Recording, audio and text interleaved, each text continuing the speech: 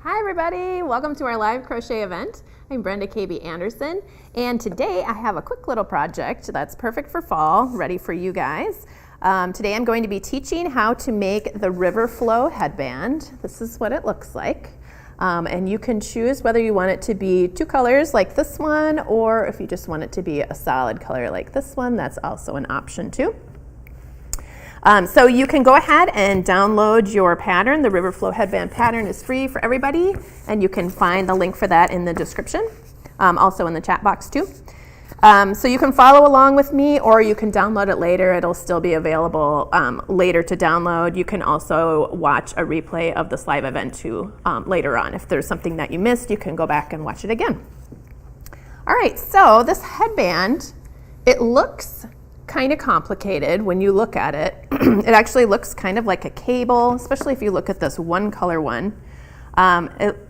There's lots of ridges, and it looks like pieces are flowing in and out of each other, because they actually are. This is actually a very straightforward, secretly super simple project, okay? It's much easier than it looks, which is always fun when I figure out something that looks a lot trickier than it actually is to make, because it's fun to make and everyone can make it. This is a good one for, I mean, really any skill level. If you are a total absolute beginner, I would say maybe do a couple of gauge swatches first, and then you can just jump right into this. I'm going to be showing you everything you need to know, so you should be able to complete this cowl or this headband.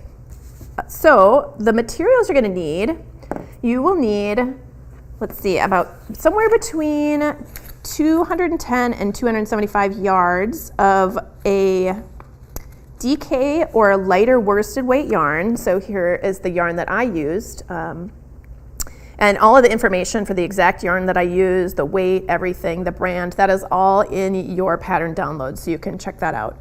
But what you're looking for if you go to the store, or if you're ordering something online, is you're looking for a CYCA number 3.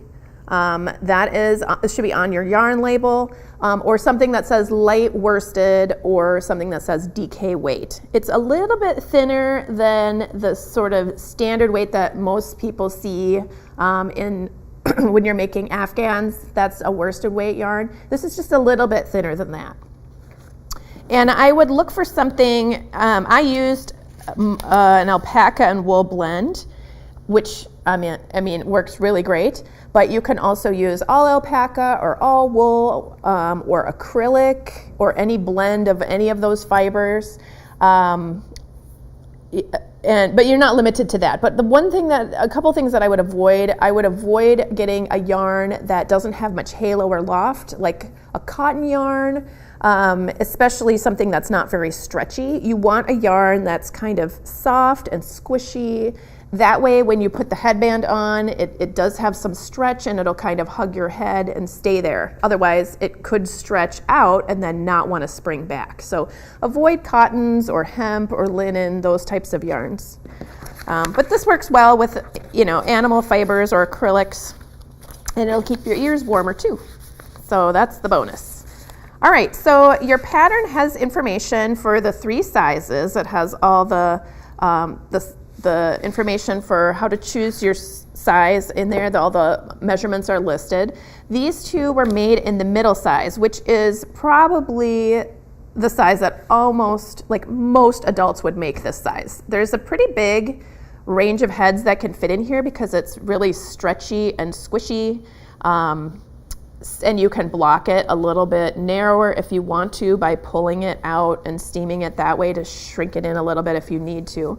But there is kind of a big jump between sizes because of the way that it's constructed. So there's a smaller size than this that would be great for a child, and then a larger size for people who have big hair or lots of braids or just a larger head. Okay, so besides the yarn, you are going to need a crochet hook that gives you the correct gauge. So I used an F hook, which is a 3.75 millimeter hook. And but you will use whatever hook you need to get a gauge that matches mine. So in the pattern, you'll see there's a gauge listed here.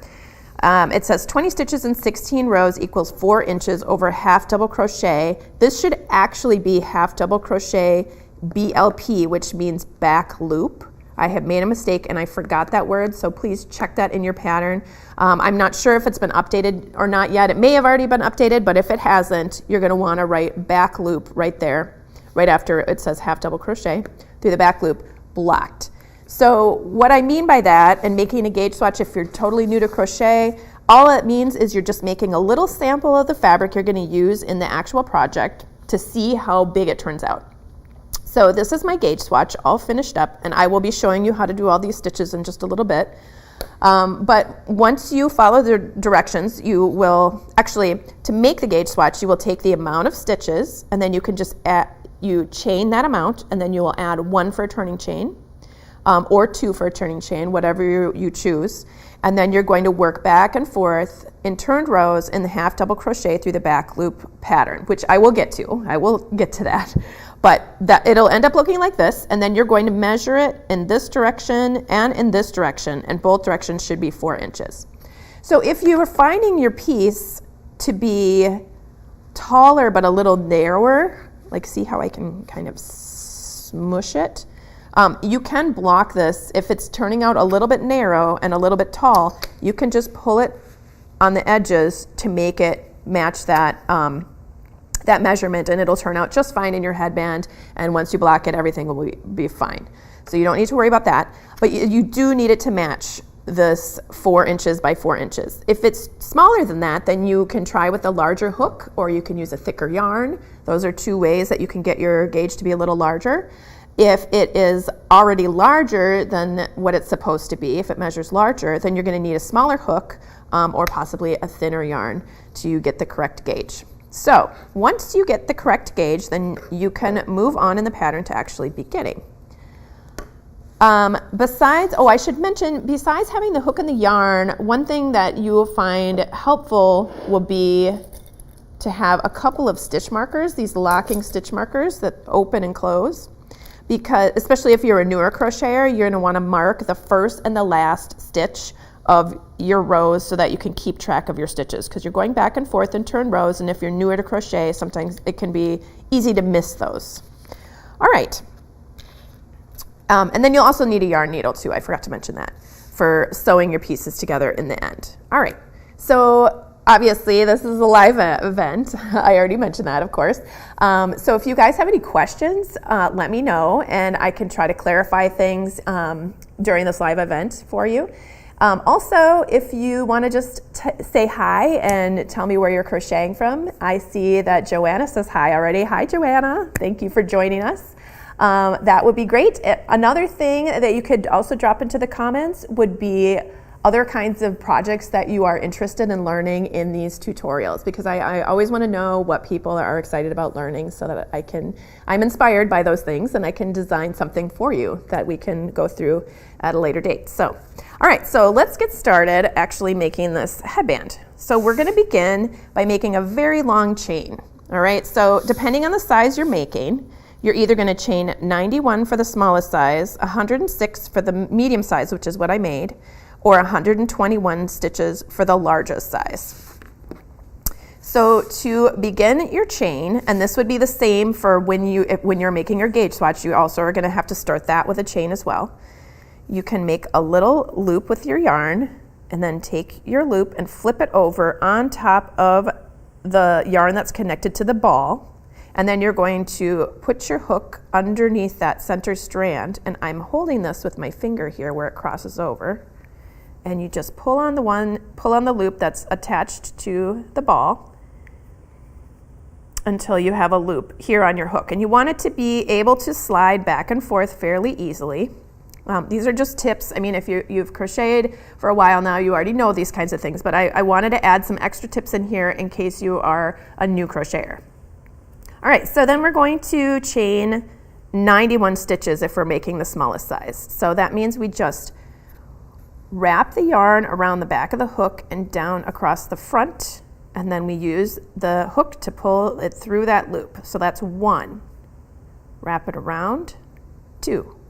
Wrap it around, 3, 4. And if you were a newer crocheter, oftentimes when you do this, it is very difficult to hang on at first and your chains might end up being very tight, and then it is hard to work into those chains on the next row. So I would recommend, taking the time to look at what you're doing. When you yarn over and pull it through, you don't want to pull it through so that this loop shrinks down. You want to let this loop stay the same and pull it through. Watch if that's happening to you, and then you can correct it. Another thing you can do if you end up with a very tight chain at the beginning is you can just grab a larger hook size than you would normally need for this for your gauge swatch, and then go ahead and do your first foundation chain with the larger hook, and then you can switch to the smaller hook on the next row.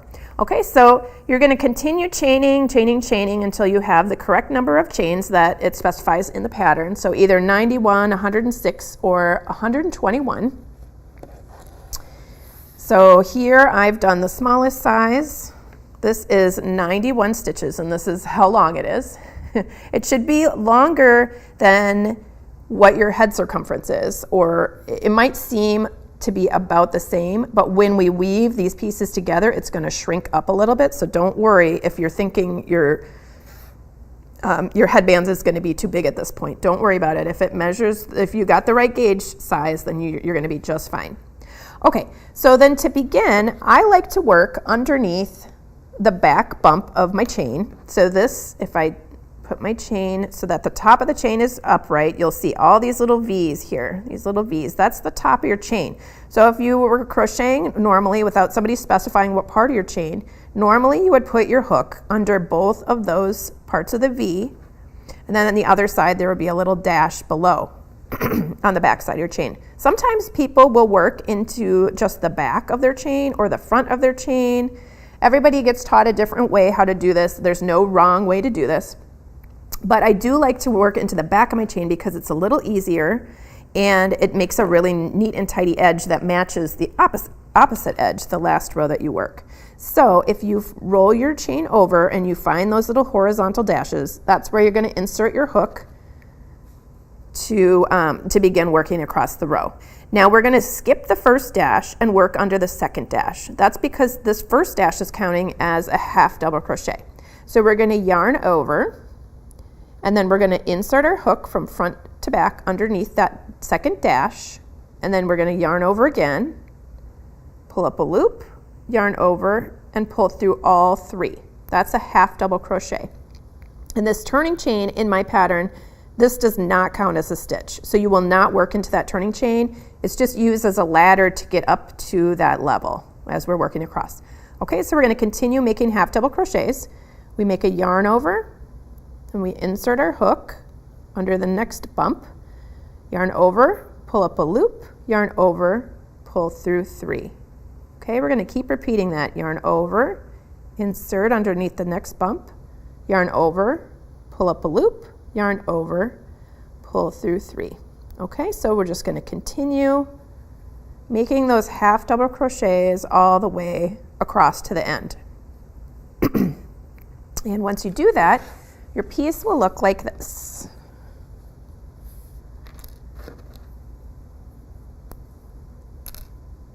Let me get my hook in there before it unravels. Okay.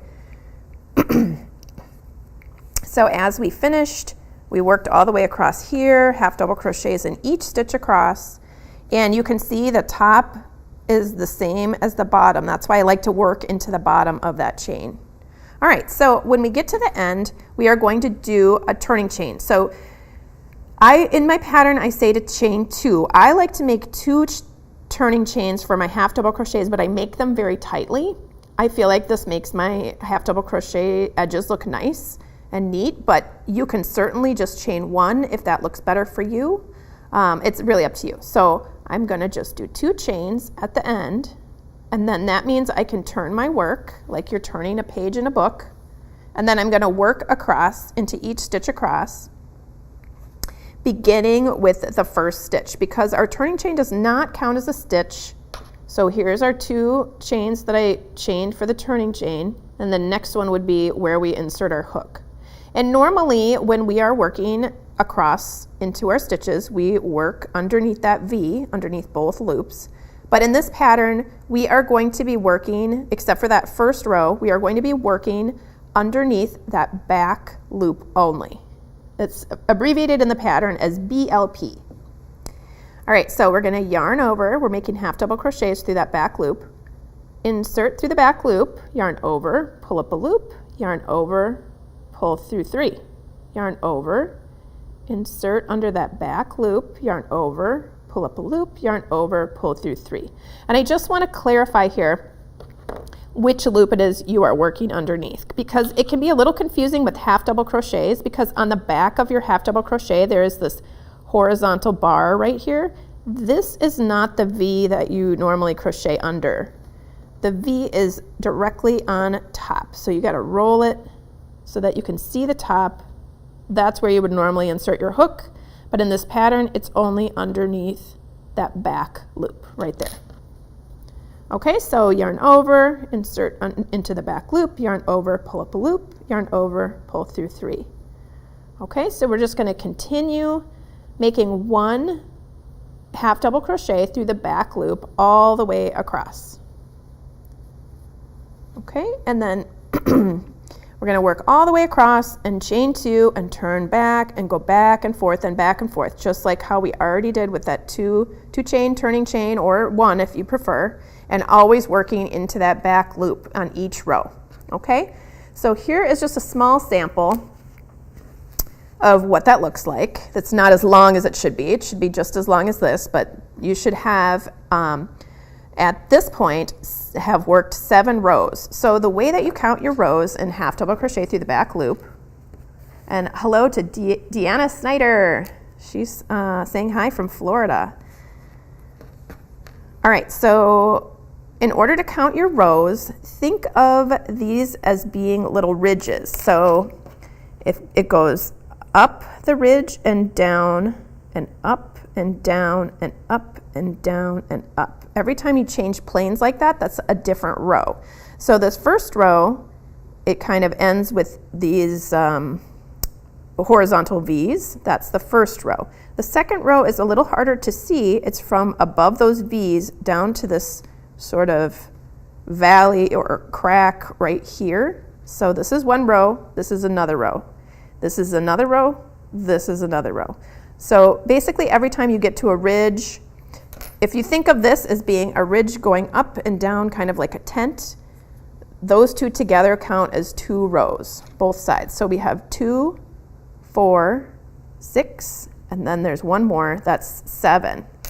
So once you've worked your 7 rows, you're going to be working the center line of the piece, which means that you are going to be placing some holes in here. So let me show you where we're going. Let's see. So this is what we're actually making. We have worked up until this point here, and now we are going to make these little planned holes in our piece, and that's so that we can weave 2 pieces together. So in order to do that, we are going to be making half double crochets through the back loop in some stitches, and then we're going to be making some chains and skipping over other stitches. And I do want to point out, there's another instance in row 8. There's 3 places where it should say back loop. Every time you see the word or the abbreviation HDC, that means half double crochet. I'm going to circle those. Every time you see those in this row here, that means it should be through the back loop only. Okay, I forgot to add those in there, so we're working to get those fixed, but I'm not sure if that's happened yet. Okay, so we're going to chain 2, 1, 2, turn our work, and now we're going to be working row 8, center line row with holes. So we've chained 2 for our turning chain, and then we're going to do half double crochet BLP back loop in each of the next 6 stitches. Okay, so again, we're skipping those 2 turning chains, and we're going to yarn over and insert into the back loop of that first stitch, yarn over, pull up a loop, yarn over, pull through 3. There's our first half double crochet, and we're going to do 5 more. 1, 2, 3, 4, 5. Okay, so we have a total of 6 plus that turning chain. And then we are going to work this section whenever you're reading a pattern, a crochet pattern, and you see these brackets, that means something inside that brackets, that is going to be worked a certain amount of times. So within these brackets, we're doing chain 4, skip next 4 stitches, half double crochet through the back loop in each of the next 11 stitches. So that whole series, starting with the chain 4 and ending with those 11 stitches, we are going to repeat that either 5 or 6 or 7 times depending on the size we're making. So if we're making the smallest size, we do it 5 times. If we're making the medium size, we do it 6 times. If we're doing the largest size, we do it 7 times, okay? And then we continue on with the rest of the instructions for that line. So I have a smaller sample here, so we're not going to be repeating it as many times as it says, but I will show you what that series looks like. All right, so just to recap, we've got our 6 half double crochets through the back loop, then we're going to chain 4, 1, 2, 3, and 4. We're going to skip 4, 1, 2, 3, 4, and then we're going to work half double crochets through the back loop in the next 11 stitches. 1, 2, 3, 3, 4, 5, 6, 7, 8, 9, 10, 11. And then we would repeat that section again with the chain 4, skip 4, half double crochets in the next 11 stitches. So we just continue repeating that over and over again until we have worked that either 5, 6, or 7 times. And it should look like this. You should be this close to the end of your row by the time you stop.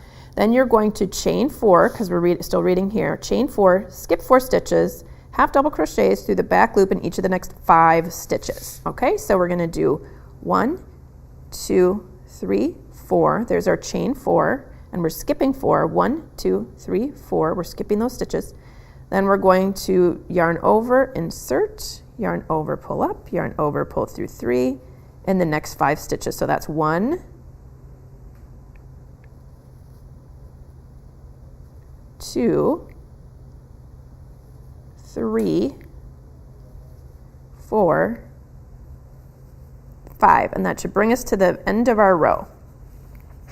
So you can see here we have created these little holes, and so when we work the next row, we're going to be working across the tops of those. So we're going to chain 2, 1, 2, and this would be rows 9 through 15 here. All have the same directions. That it just means you make half double crochets in all your stitches all the way across through that back loop. Now that's the same regardless of whether you're working into one of these half double crochet stitches or when you get to a chain stitch, you're still working through that back loop and making half double crochets. So we're going to work across here. So we have our, let's see, 5 stitches. 1, 2, 3, 4, 5. You don't have to count these. You can just do a stitch in each one, but it does kind of help you keep on track. If you do count them, then you know that you're not skipping any stitches. So we're going to be working across that chain underneath that back loop, making a half double crochet in each of those 4 chains. 1, 2, 3, 4. Okay, and then we're just going to keep continuing. 1, 2, 3, 4, 5,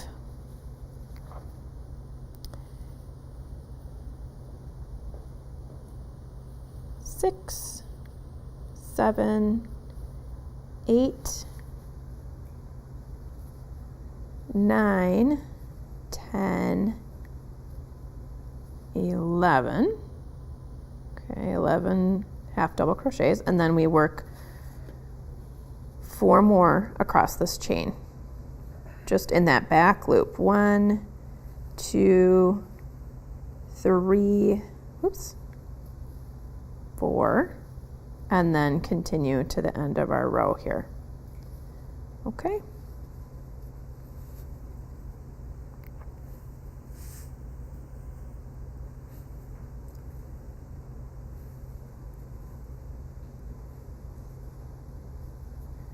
All right, so that was row number 9. Working across those chains is row number 9.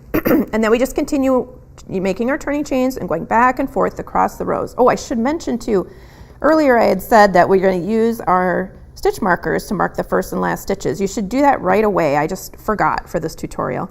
You're going to want to, as soon as you make that stitch, that last stitch of the row, you put a stitch marker in it. Then when you do your turning chain and turn around, you know exactly where you're supposed to put your hook for that first stitch. And when you do your first stitch, then you're going to replace the chain, or replace the stitch marker.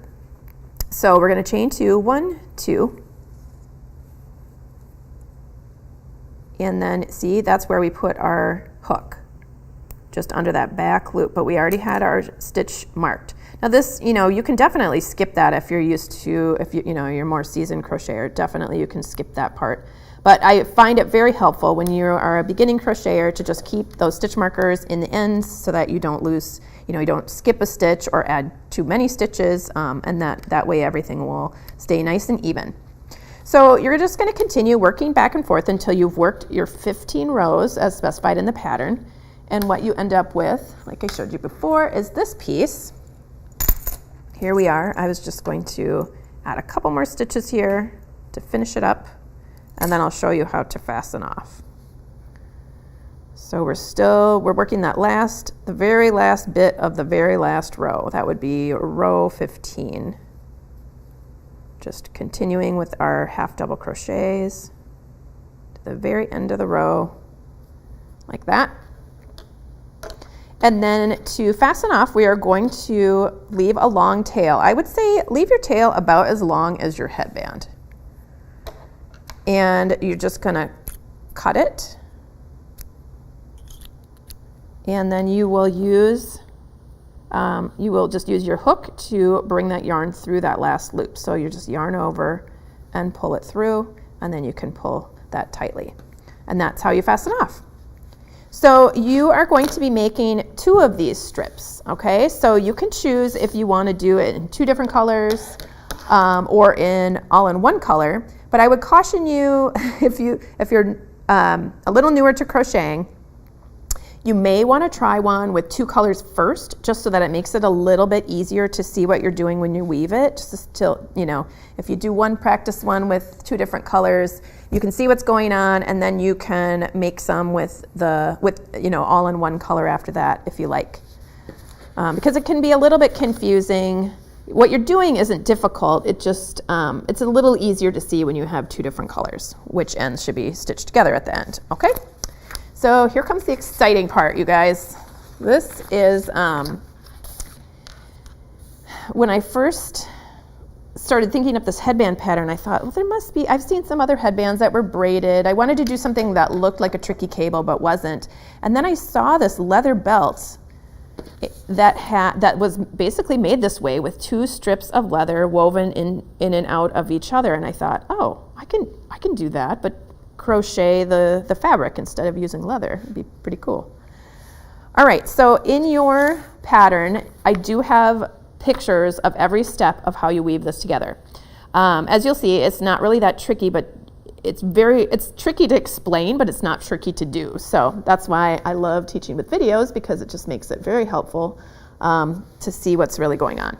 So these are different colors than what I have in my pattern, but I'm going to treat the blue as though it's the same as this blue in my pattern, and the gray is going to be the same as this barley colored one here. So you line them up vertically like this in front of you, and you're going to put your yarn tails up at the top. And it doesn't really make a difference whether you have it this way or this way. I really don't think anyone's going to notice, but just for consistency's sake, if you put your longer yarn tail to the right, that's what I'm going to do here. So that will be the same as mine, exactly the same as mine. All right, so to start, you can see in this picture, we are going to pull this piece over here through the bottom hole of the blue piece, okay? So this end, we are just going to tuck it right through this bottom hole here, from the back to the front. And we'll pull it through until we can see a hole in the gray sticking out, okay? So that's right here, just one hole right here. And then we are going to take the top, here I'll flip the page so you guys can follow along here.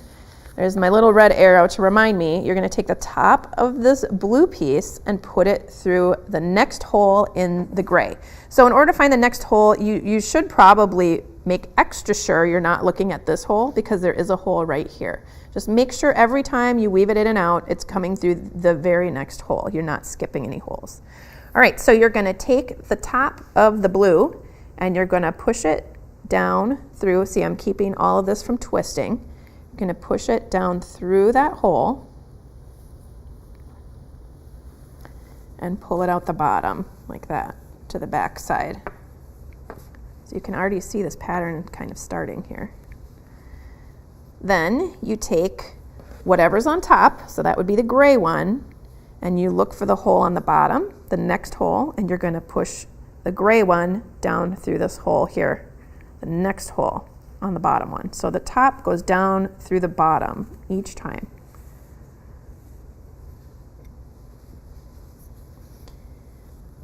Okay.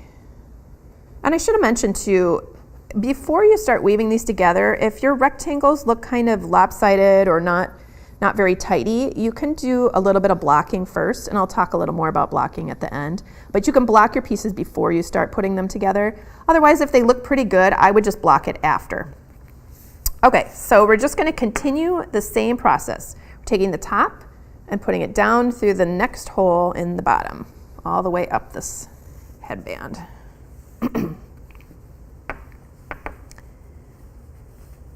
Just make sure you're pulling that through enough so that you can see that bottom hole. If I didn't pull it all the way through, the hole might be hanging out right here and you wouldn't necessarily realize that was a hole, and then you might look for this one. But you really do have to pull it through so that you can see that hole there. Okay, so top through to the bottom. The top through to the bottom. And try not to let your strands get twisted. You can see that once you pull it through. Like you don't want it to flip over this way, okay? There we go. All right, top through the bottom. And we are almost there.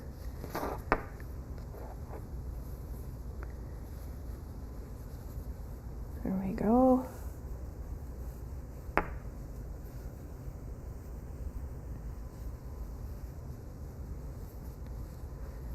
Okay, top through the bottom. And you're just going to continue doing this until there is only one hole left at the top. We're almost there.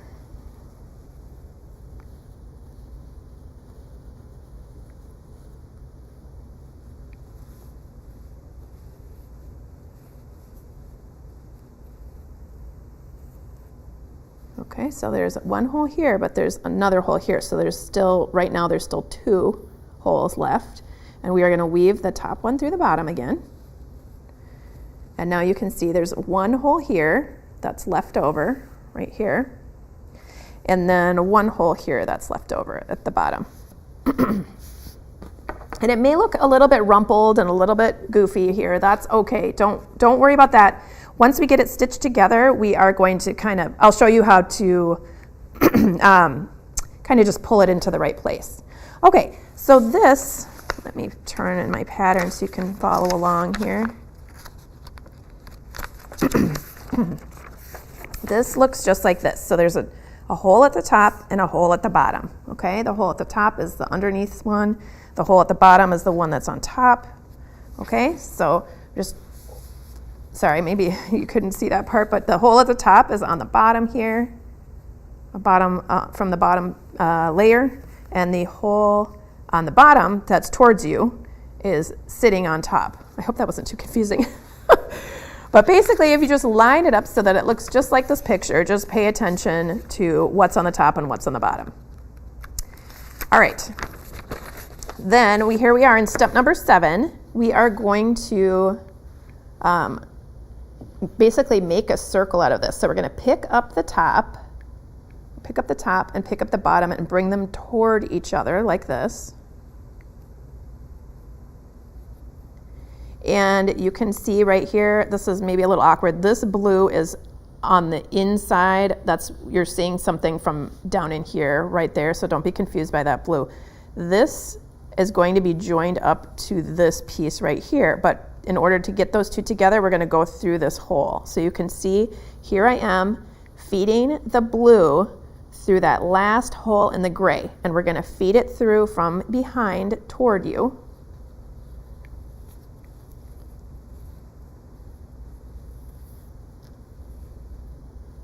And then these two edges are going to get whip stitched together. So just use your yarn needle and the long yarn tail, and you're just going to butt them up next to each other. And you can pin this all together beforehand if you want to, but if you're able to see where those ridges are, you can just make sure that those are lining up as you work your way across. All right, so we're going to just insert our needle here into that V and out here into that V. And this does not have to be perfect because you're really not going to see this. Okay. So I do 1 stitch at each ridge and 1 stitch in each valley between ridges, and that seems to be enough. So I'm just inserting, going through the valleys between,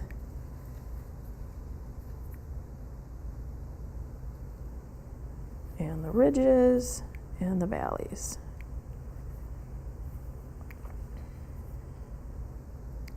And this is basically going to blend right in. One thing that's pretty cool about this headband is it is really hard to tell where your pieces end. So that was a little bit of a surprise. I wasn't sure if it would look good or not, but it's pretty tricky to tell after you've stitched it all together anyway. All right. You're almost there. Here's the last valley between ridges. Here's a ridge, actually, and then there's a little bit of a valley here on this side. And we've made it. Then we are going to weave in our ends on the blue. So you're just going to use your needle to kind of slide your yarn tail through these loops. Excuse me.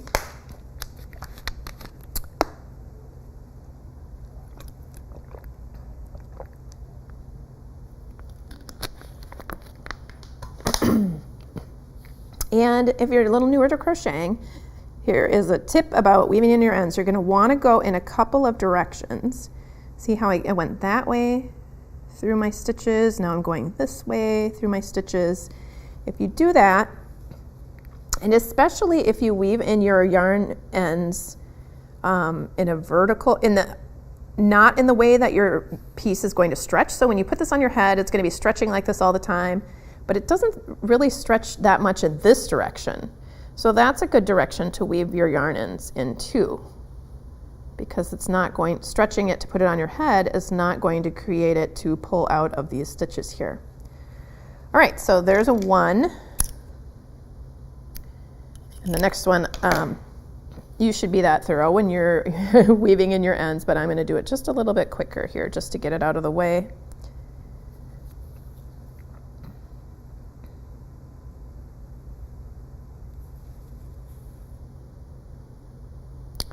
And if you are able to use your yarn tail to split those yarns a little bit, that also helps your yarn tail keep from pulling out. All right. So we'll trim that off. And now we are going to finish with the gray color here. So let's see, we'll make it look just like our picture. Whoops, already stitched it.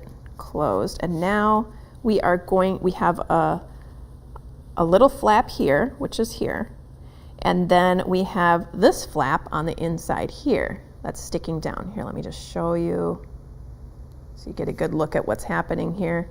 You're going to take this flap from the bottom and pull it through the hole, the last remaining hole in the blue, which is right here, so that they can meet up, okay? So you're gonna tuck it from behind. See, this is what I'm doing in this picture. I know sometimes it's hard to tell in stationary pictures what exactly is happening there. That's why I really love teaching these kinds of awkward projects with a video. Well, I mean, the project isn't awkward, it's just hard to explain what I'm doing here. So we pulled that through from the back side, and now we are going to stitch these two together, just like we did on the blue. I'll do it just a little bit quicker this time though. Get it attached. And don't worry too much about, you know, right now it looks a little bit like a mess. It's not very even. It's a little bit wrinkly in areas. You don't need to worry about that until after you get your headband stitched together, and then we will kind of straighten that out. So we'll fix it. So remember, you're just doing another whip stitch across, and you're gonna insert your needle, basically connecting the two edges through the little valleys between ridges and, you know, across the ridges too. Once in the valley, once in the ridge.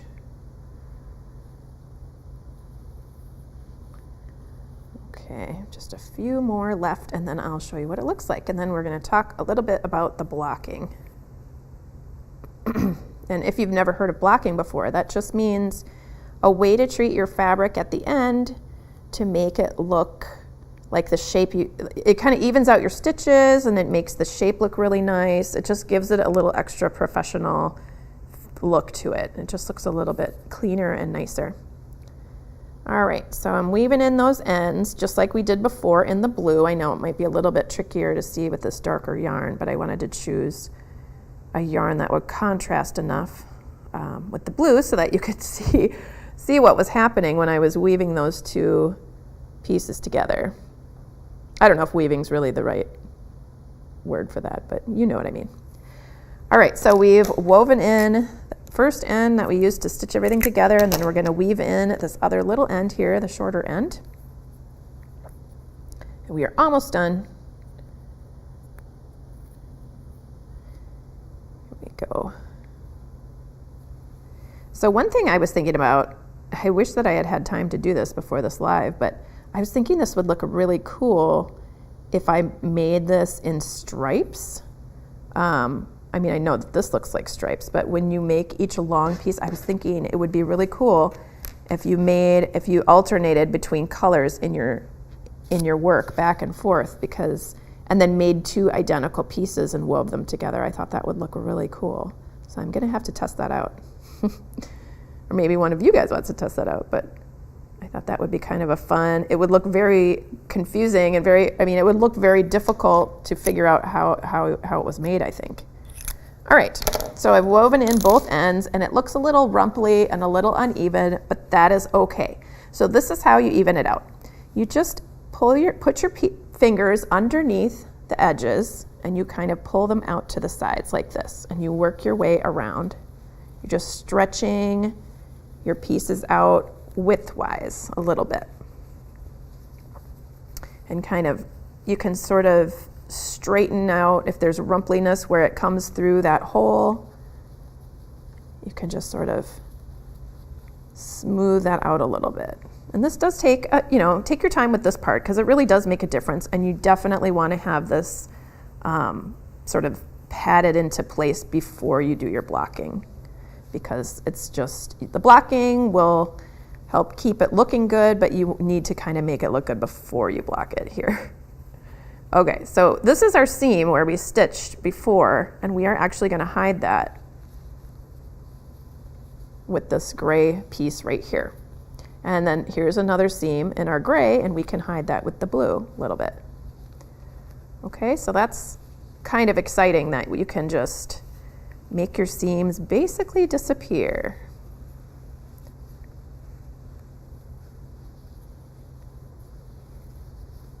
All right. I'm not sure if we've made it all the way around, but we may have. right, so then after you kind of work each one out individually, then you can kind of pull on more of them at the same time to sort of spread them out a little bit. And at that point, then you would be safe to block it.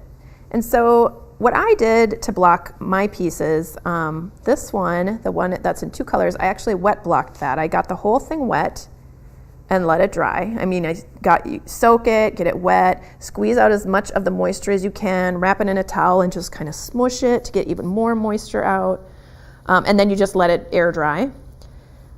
And then I wanted to test and see what would happen if I steam blocked this one. So, because a lot of times I just want to wear it right away. I don't want to wait for it to dry. Or maybe it doesn't need, very aggressive blocking. It just needs a little something. Then you can just use an iron, put it on a high heat setting. You're not actually going to touch the piece with your iron. You're going to hover it over your piece about at least an inch up, but I would start at about 2 and get a little closer if you feel a little braver. You don't want to touch your yarn with the iron because you don't want to flatten it out and you don't want to wreck the fibers. It should be hot enough to have lots of steam come out, but you just want to make sure you're not touching your piece. So you let the steam come out and then you can kind of pat it in between, steam a little bit more, pat it, and then you can fold it again like this. And what I did when I steamed it, because I didn't want to steam edges into it, I would steam the center here and then pull it around and then steam the center here. So I was never actually steaming these very edges because you don't want to steam a fold into it. You just want to steam parts of it. Or you can, if you want to, you can loop it on over your ironing board and move it around and steam it in that way. So you can see this is, it would look a little bit better with the blocking, but it looks pretty good so far. You just kind of have to look around and flip these pieces over. Oh, and the other thing is you can actually wear this in reverse. Now see, these are curling a little bit this way, but you can make them curl the other way. So it doesn't actually really matter which way this goes. So once you get your pieces stitched together, then you can block it in whatever way, like whatever side looks better to you. It doesn't make a difference. And then once it's blocked, it looks pretty good on both sides, actually. I can flip this one either way, and you could really wear it either way, which is nice. So you don't have to fuss with it when you put it on. Okay, so let me know if you have any further questions, because I'm just about to wrap up, if you could get those in the chat box.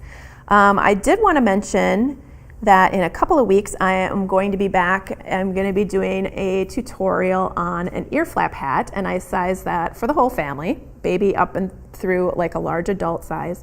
And that's kind of fun because it is worked in turned rows, and it incorporates the ear flaps into the turned rows, and you don't have to seam pieces together. There is one seam in the back, but you're not adding the ear flaps onto the hat later. So that'll be fun.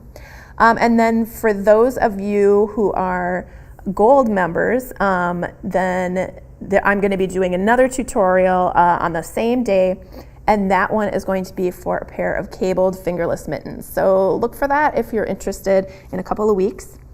It looks like, Cindy has a question. Would it be better to block it before braiding the 2 pieces? So I would say that if you work your rectangles up and they are a little bit uneven, then go ahead and block them first, but you are going to have to block them again once you weave them together. If they look pretty good, I mean, they can still be even just a little bit uneven, and that is even fine. I mean, this really hides lots of weaving them in and out of each other like that, and then sort of, shaping it with your hands. That'll hide all kinds of little wiggliness. So I wouldn't worry too much about blocking it ahead of time, unless it really bothers you how it looks. Then you can go ahead and block it, but then you are going to have to block it the second time after you weave it together like this, because even if it is a perfect, lovely rectangle, when you weave them together like this, your fabric wants to curl and I don't know, it just doesn't lay quite as nicely. It just needs one little extra thing of blocking. So that's up to you. But I hope that answered your question. All right, it looks like there aren't any more. Oh, Oh, and Debbie would like to see a tutorial on sock making.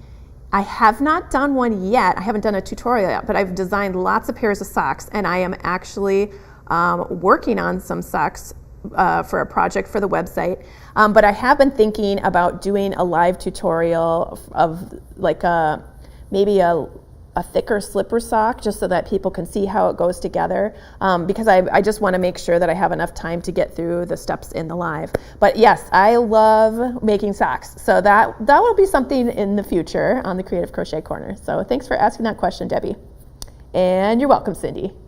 All right, I think I've answered all the questions. I am so glad that you guys joined me. I hope that you find this to be a fun project and you make some for yourself. And please come back and join me in a couple of weeks. Thanks so much. Bye.